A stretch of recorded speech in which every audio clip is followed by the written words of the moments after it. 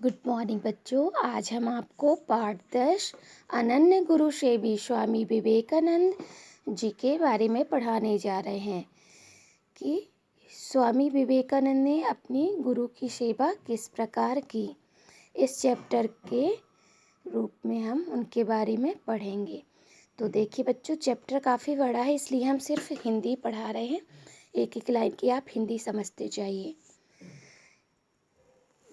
विश्व के शिरोमणि, भारत का गौरव, विश्व बंधु स्वामी विवेकानंद को कौन नहीं जानता है। यह महापुरुष भारत से अमेरिका देश के शिकागो नगर में विश्व धर्म सम्मेलन में भाषण किया और वहाँ पर केवल विश्व के सभी विद्वान उनके सामने कमजोर हो गए। उन्होंने भारतवर्ष के गौरव में, सम्मान में, ख्याति में 4 चांद लगा दिए।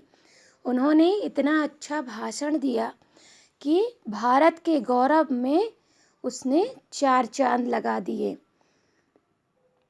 उस सम्मेलन में विश्व के सभी देशों के अनेक विद्वान आए हुए थे। अनेकों विद्वानों ने वहाँ भाषण भी दिया, किंतु उन सभी का भाषण विवेकानंद जी के भाषण में शून्य था। विश्व के सभी विद्वान उनके भाषण को देखकर चकित और आश्चर्यचकित और लज्जित हो गए। उन्होंने अपने भाषण में इतना अच्छा प्रदर्शन किया कि सभी लोग उनके भाषण को सुनने लगे और उनके भाषण में अपने भारत की प्रतिष्ठा को बढ़ाई। उन्होंने इतना अच्छा भाषण दिया कि वहाँ पर बैठे समस्त लोग उनके भाषण को एकाग्र होकर सुनने लगे और उनके भाषण में इतना तेज था कि उसके कारण संपूर्ण भारत की प्रतिष्ठा उस भाषण से बढ़ गई। स्वामी विवेकानंद के विषय में अमेरिका के जो राष्ट्रपति उस समय थे, उन्होंने कहा है कि ऐसा विद्वान आज तक हमने नहीं देखा। ऐसा कोई भी मानव पढ़ लिख कर इतना विद्वान नहीं हो सकता जैसा कि स्वामी विवेकानंद जी हैं। यह देखकर स्वामी विवेकानंद के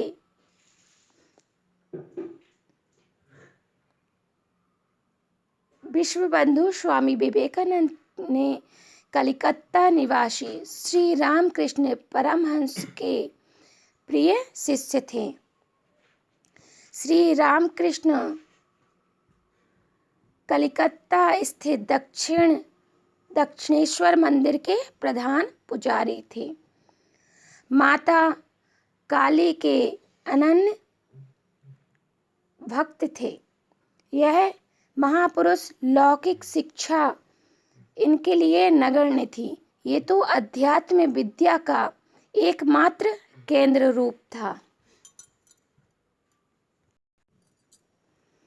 स्वामी विवेकानंद इसी महापुरुष के शिष्य थे। श्री रामकृष्ण स्वामी विवेकानंद के हृदय से सम्मान करते थे। हमें स्वामी विवेकानंद अपने गुरु श्री रामकृष्ण परमहंस को अपने हृदय से उन्हें सम्मान देते थे। वो उन्हें ईश्वर की तरह ही मानते थे।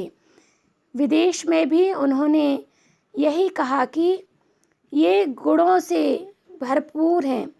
मेरे गुरुजी सभी गुणों की खान हैं। एक बार उनके गुरु एक असाध्य कर्क रोग से ग्रसित हो गए।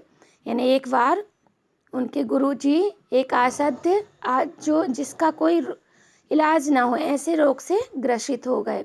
इस रोग ने उन्हें दिन प्रतिदिन वो बढ़ते ही गए। मतलब यह रोग कम नहीं हो रहा था, दिन प्रतिदिन यह रोग बढ़ता ही गया।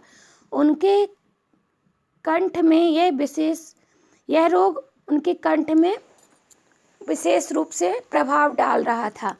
वे अच्छे से जल भी नहीं पी पा रहे थे। उनकी यह चिंता, यह दशा देखकर जो कर्क रोग था, बच्चों कहते हैं कि स्पर्श करने से भी बढ़ता था, तो सभी लोग उनके पास जाने से कतराते थे। यानी जो उनके भक्त थे, उनका यह रोग देखकर उनसे दूर भागने लगे। तो इसी कारण उन्हें एकांत ही रहना पड़ता था। उन्हें सेवा की आवश्यकता थी, लेकिन कोई भी शिष्य भय के कारण उनके पास नहीं आता था, तो उनकी सेवा करना असंभव हो गया। दिन प्रतिदिन बीतते गए। स्वामी विवेकानंद कलकत्ता में थे उस समय। तो उन्होंने गुरु जी का यह समाचार सुना। सुनकर ही वो आश्चर्यचकित हो गए और आंसुओं की धारा उनकी बह निकली। उनकी यह दशा का वर्णन करना असहनीय है, मतलब उनका वर्णन नहीं किया जा सकता जिस प्रकार उस समय उनकी दशा थी। तो उन्होंने सभी काम को स्थगित किया और अपने गुरु के पास आ गए और उनकी चरणों में प्रणाम किया और उनकी दशा को देखकर बहुत ही दयनीय स्थिति में रोने लगे और उन्होंने कहा कि मैं मन से, वचन से, कर्म से गुरु जी की सेवा करूँगा। यह जब लोगों ने सुना कि स्वामी विवेकानंद अपने गुरु की सेवा में लीन है, तो उनके दर्शन करने के लिए लोग वहाँ आने लगे। वहाँ जो बहुत सारे लोग कलकत्ता नगर से भी आए थे, यह देखकर, विवेकानंद की स्थिति को देखकर वहाँ व्याकुल हो उठे कि किस प्रकार गुरु की सेवा विवेकानंद जी कर रहे हैं। तो उन्होंने उनकी सेवा को देखकर एक मंच का आयोजन किया। स्वागत समारोह में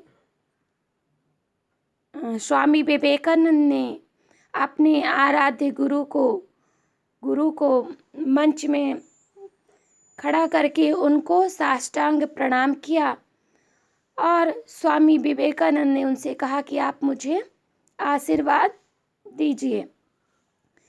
तो स्वामी विवेकानंद ने अपने गुरु को वहाँ पर खड़ा करके उनकी घाव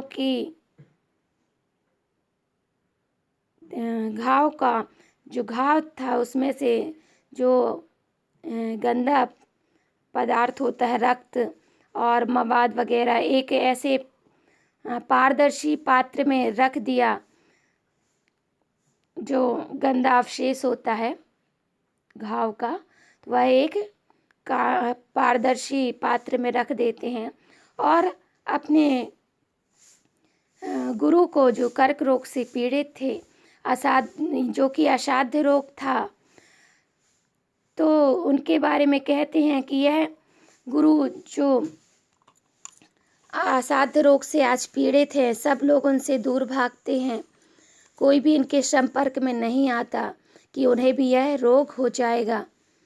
तो सभी शिष्य उनकी यह भक्ति देखकर लज्जित होते हैं, कहते हैं कि यह गुरु की किस प्रकार सेवा कर रहे हैं।